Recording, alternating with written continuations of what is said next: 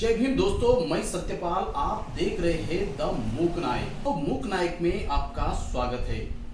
दोस्तों, दीक्षा भूमि का विवाद कई दिनों से चल रहा है और सोशल मीडिया पे तेजी से वायरल हो रहा है। दोस्तों, 5-6 महीने से वहां पर कंस्ट्रक्शन चल रहा है, खुदाई चल रही है, लेकिन फिलहाल कुछ दिनों से ही वहां पर लोग जा रहे हैं और वहां पर वो कंस्ट्रक्शन रोकने का काम कर रहे हैं, प्रयास कर रहे हैं। विविध संगठनों के लोग वहां पर जा रहे हैं और जो वहां पर काम चल रहा है, जो अंडरग्राउंड पार्किंग कहा जा रहा है। दोस्तों, ऐसा भी कहा जा रहा है कि वहां की कमेटी ने समाज के साथ कोई चर्चा नहीं या किसी को कुछ बात का पता नहीं है। वो अंडरग्राउंड पार्किंग की वहां पर क्या जरूरत है, वो अंडरग्राउंड पार्किंग किसे काम आने वाली है, ये सारी चीजें जो है ये उभर कर सामने आ रही है। दोस्तों, और दीक्षा भूमि पर हर साल लाखों की तादाद में जो जनता आती है, उन्हें तो 1-2 किलोमीटर दूरी से ही वहां पर बैरिकेड्स लगाए जाते हैं। ना उनके वाहन अंदर आते हैं, ना उनकी पार्किंग अंदर लगाई जाती है।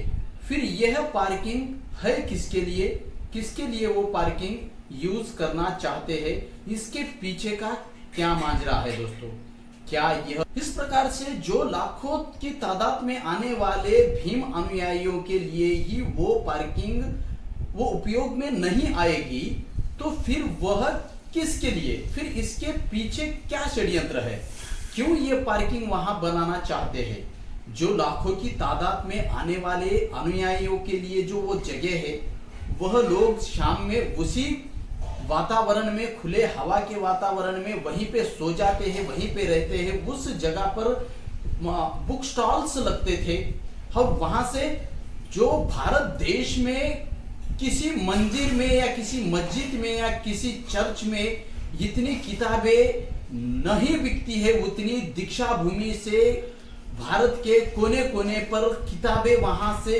विद्या चले जाती है। दोस्तों, हर मंदिर और मस्जिद या जहां पर भी हो, लोग मन्नतें मांगकर खुले हाथ से आते हैं, लेकिन यहाँ पर खुले हाथ आकर हाथ भरकर वहां से किताबें लेके जाने वाली जो वो पवित्र दीक्षा भूमि, जो डॉक्टर बाबा साहब अंबेडकर जी ने लाखों अनुयायियों को 14 अक्टूबर 1956 को वहां पर दीक्षा देकर अंबेडकरी दबे कुचले लोगों को एक अलग पहचान वहां से मिली है। दोस्तों, और वह जिस लोगों को 56 तक कोई पहचान नहीं थी, कोई उनका वैल्यू नहीं था, कोई उनकी हैसियत नहीं थी कि वो मानव कर वो दुनिया के सामने अपनी आइडेंटिटी दे, ऐसे दबे कुचले लोगों को 14 अक्टूबर 1956 से एक बौद्ध कर वहां से एक नई आइडेंटिटी मिली है। दोस्तों, और यह दबे कुचले लोग दुनिया के सामने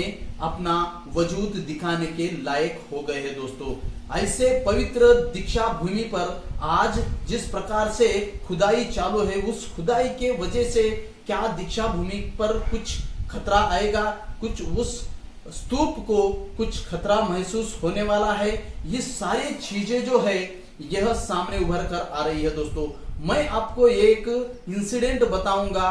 वह इंसिडेंट है दीक्षा भूमि पर आने वाले एक बूढ़ी औरत का। एक बूढ़ी माँ दीक्षा भूमि पर 14 अक्टूबर को आती है और वह चलते चलते आती है, उसे ठीक चलने नहीं आता है, वो काठी के सहारे आती है। और तो उस बूढ़ी माँ की जो उम्र है लगभग 80 से 90 से ऊपर ही उसकी उम्र है, और वह चलते आ रही है और उसे एक कार्यकर्ता मिलता है और वह उसे देखता है, और वो भी कार्यकर्ता कोई आम साधारण कार्यकर्ता नहीं है, वह अभ्यासुक एक चिंतक कार्यकर्ता था। और वह उसे देखकर समझ जाता है कि इसके दिल में कितनी निष्ठा है और ये बाबा साहब से कार्यक्रम से, बाबा साहब के आंदोलन से कितना प्रेरित होगी। और उससे वो जाके पूछता है कि माँ, आप इतनी बूढ़ी है, आपको ठीक से चलने नहीं आ रहा है, और आप यहाँ पर क्या करने आई है, क्यों आई है। तो वह बड़ा चौंका देने वाला जवाब देती है। दोस्तों, वह कहती है कि मैं इसलिए आई हूं कि यह दीक्षा भूमि गवई ने बेच तो नहीं दी। यह चौंका देने वाला बयान यह घटना से प्रेरित करता है कि यह दीक्षा भूमि को बेचने का संकट तो मंडरा नहीं रहा है। उस बूढ़ी माँ की जो बात है वह आज सामने सच होते हुए दिखाई दे रही है। दोस्तों, इस दीक्षा भूमि के नवनिर्माण के कार्य के पीछे क्या षड्यंत्र छुपा है, यह भी बारीकी से देखना और सोचना जरूरी है। दोस्तों, अंबेडकरी बौद्ध जनता इस बात पर गौर करे, सोचे, इस षड्यंत्र को समझे और इस बात को 1 जुलाई के दिन वहां पर जो आंदोलन के रूप में जनता इकट्ठी हो रही है वहां पर ज्यादा से ज्यादा संख्या में जाए और इस बाबा साहब ने दी हुई दीक्षा भूमि को बचाने का प्रयास करे। दोस्तों, सुंदरीकरण के ऊपर वहां पर लगभग 200 करोड़ रुपए की राशि सरकार के तरफ से मंजूर की गई है, लेकिन उसे किस प्रकार से वहां पर यूज किया जा रहा है ये तो हमारे सामने दिखाई दे रहे हैं। दोस्तों, जिस प्रकार से रासू गवई ने बाबा साहब ने दी हुई आरपीआई को समाप्त कर दिया है और उसे बेच दिया है, और वैसे ही आज रासू गवई का बच्चा जो राजेंद्र गवई है वह आज वहां का सेक्रेटरी है और उसके नेतृत्व में यह कार्यक्रम जो हो रहा है उनका बयान है कि यह पार्किंग जो है अगर बारिश हो कुछ हो तो हमारी जनता उस अंडरग्राउंड पार्किंग में जाएगी। यह बात करते वक्त इन्हें जरा भी शर्म नहीं आई कि हमारे जनता अंडरग्राउंड पार्किंग में जाए, और इस बात की इनको इतनी भी खबर नहीं है अगर अंडरग्राउंड पार्किंग में अगर कोई की बुद्ध गया के महाबोधि विहार में जो स्फोटक हुआ था वैसे खतरा मंडराने का क्या चांस नहीं दिखाई दे रहा। ये जो गवई है, ये जो सेक्रेटरी, ये जो इस तरह की बच्चों वाली बातें कर रहे हैं कि हमारी जनता अंडरग्राउंड में जाएगी।